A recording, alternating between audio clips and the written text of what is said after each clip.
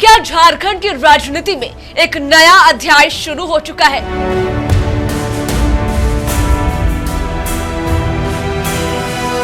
क्या झारखंड मुक्ति मोर्चा यानी जेएमएम का सबसे मजबूत गढ़ अब दरकने लगा है?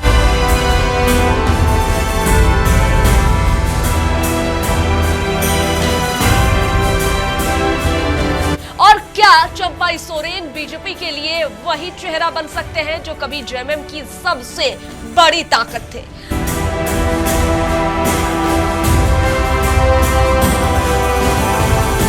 आखिर कोल्हान में किसका दबदबा है, चंपाई सोरेन का या फिर जेएमएम का? क्या एक नेता का पार्टी बदलना पूरे चुनावी समीकरण को बदल सकता है? और अगर ऐसा हुआ तो सबसे ज्यादा नुकसान किसे होगा?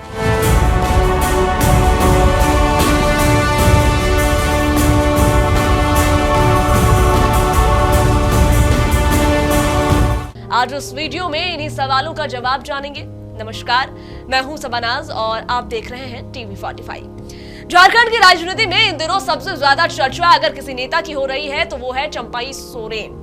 कभी झारखंड मुक्ति मोर्चा के सबसे भरोसेमंद नेताओं में गिने जाने वाले चंपाई आज भारतीय जनता पार्टी के बड़े आदिवासी चेहरे के रूप में सामने आ रहे हैं।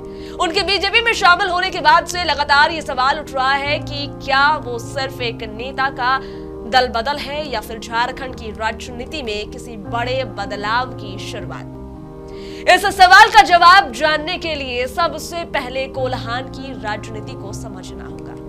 पूर्वी सिंहभूम, पश्चिमी सिंहभूम और सरायकेला खरसावां को मिलाकर के बनने वाला कोल्हान क्षेत्र झारखंड की राजनीति का सबसे महत्वपूर्ण इलाका माना जाता है। माना जाता है कि वो इलाका सबसे महत्वपूर्ण है। ये सिर्फ 3 जिलों का समूह नहीं बल्कि आदिवासी जननीति का सबसे मजबूत केंद्र है, जहां पर अलग झारखंड राज्य आंदोलन हो, जल जंगल जमीन की लड़ाई हो या फिर आदिवासी अस्मिता की राजनीति, हर बड़े आंदोलन में कोल्हान की अहम भूमिका रही है। यही वजह है कि पिछले कई दशकों से यह इलाका जेएमएम का सबसे मजबूत गढ़ माना जा रहा है। विधानसभा चुनावों में भी कोल्हान का जनादेश अक्सर ये तय करता है कि राज्य में सत्ता किसके हाथ में आएगी। यहीं से चंपाई सोरेन की राजनीति शुरू होती है। चंपाई सोरेन को लोग कोल्हान टाइगर के नाम से भी जानते हैं। झारखंड आंदोलन के दौरान वे सक्रिय रहे और धीरे धीरे जेएमएम के सबसे प्रभावशाली नेताओं में शामिल हो गए। संगठन से लेकर के सरकार तक उन्होंने कई अहम जिम्मेदारियां निभाई। जब राजनीतिक परिस्थितियों के कारण हेमंत सोरेन को मुख्यमंत्री पद छोड़ना पड़ा, तब चंपाई सोरेन को मुख्यमंत्री बनाया गया। हालांकि उनका कार्यकाल ज्यादा लंबा नहीं रहा। हेमंत सोरेन की वापसी के बाद सत्ता की तस्वीर बदल गई और कुछ समय बाद चंपाई सोरेन ने जेएमएम छोड़ करके बीजेपी का दामन थाम लिया। यहीं से झारखंड की राजनीति में नई बहस शुरू हो गई। चंपाई सोरेन ने पार्टी छोड़ते समय कहा कि उन्हें उचित सम्मान नहीं मिला और जिन सिद्धांतों के लिए उन्होंने वर्षों तक संघर्ष किया उनसे समझौता किया जा रहा था। दूसरी ओर जेएमएम ने इसे उनका व्यक्तिगत फैसला बताया और साफ कहा कि पार्टी किसी एक नेता पर नहीं बल्कि अपने संगठन और विचारधारा पर चलती है।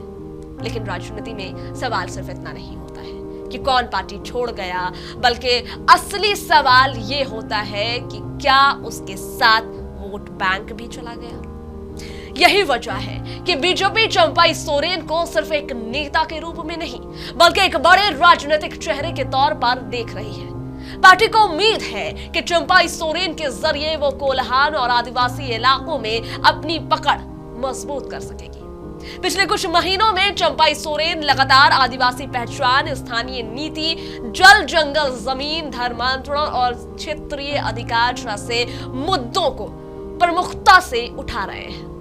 बीजेपी की रणनीति साफ दिखाई देती है कि आदिवासी समाज के बीच चंपाई की लोकप्रियता का फायदा उठा करके वो उन क्षेत्रों में अपनी स्थिति मजबूत करे जहां पर अब तक जेएमएम का दबदबा रहा है। लेकिन तस्वीर का दूसरा पहलू अभी बाकी है। जी हां, तस्वीर का दूसरा पहलू भी है जहां पर जेएमएम की ताकत सिर्फ चंपाई सोरेन नहीं थे पार्टी का मजबूत संगठन, गांव-गांव तक फैला कार्यकर्ताओं का नेटवर्क और शिबू सोरेन व हेमंत सोरेन के साथ आदिवासी समाज का दशकों पुराना भावनात्मक जुड़ाव आज वही जेएमएम की सबसे बड़ी ताकत मानी जाती है। यही कारण है कि राजनीतिक विशेषज्ञों का मानना है कि सिर्फ एक बड़े नेता की पार्टी बदलने से पूरे चुनावी समीकरण नहीं बदले जाते और न ही उनके पार्टी छोड़ने से, दल बदलने से पूरा चुनावी समीकरण बदलता है। कार्यकर्ता और जनता का भरोसा भी उतना ही महत्वपूर्ण होता है जितना एक नेता। अब सबसे बड़ा सवाल यह है कि आने वाले समय में कोल्हान की राजनीति किस दिशा में जाएगी। क्या चंपाई सोरेन अपने व्यक्तिगत प्रभाव को वोटों में बदल पाएंगे? क्या बीजेपी पहली बार कोल्हान में जेएमएम को कड़ी चुनौती दे पाएगी या फिर जेएमएम एक बार फिर अपने पारंपरिक वोट बैंक और मजबूत संगठन के दम पर अपना गढ़ बचाने में सफल होगी? ये सवाल इसलिए भी महत्वपूर्ण है क्योंकि कोल्हान का परिणाम अक्सर पूरे झारखंड की राजनीति की दिशा और दशा तय करता है। कुल मिलाकर के देखें तो ये मुकाबला सिर्फ बीजेपी और जेएमएम के बीच नहीं है। ये मुकाबला है चंपाई सोरेन की व्यक्तिगत लोकप्रियता और जेएमएम के मजबूत संगठन के बीच का। एक तरफ बीजेपी का नया दाव है तो दूसरी तरफ जेएमएम की वर्षों पुरानी राजनीतिक पकड़। अब फैसला जनता के हाथ में है, वो बदलाव चाहती है या भरोसा कायम रखना। अब आपकी राय जानना भी जरूरी है। क्या आपको लगता है कि चंपाई सोरेन बीजेपी के लिए झारखंड में गेम चेंजर साबित होंगे या फिर जेएमएम का कोल्हान किला पहले की तरह ही मजबूत बना रहेगा? अपनी राय हमें कमेंट्स बॉक्स में जरूर बताइए और अगर वीडियो आपको पसंद आया हो तो लाइक भी कीजिएगा, शेयर भी कीजिएगा और हमारे चैनल को सब्सक्राइब और फॉलो भी कीजिएगा। नमस्कार।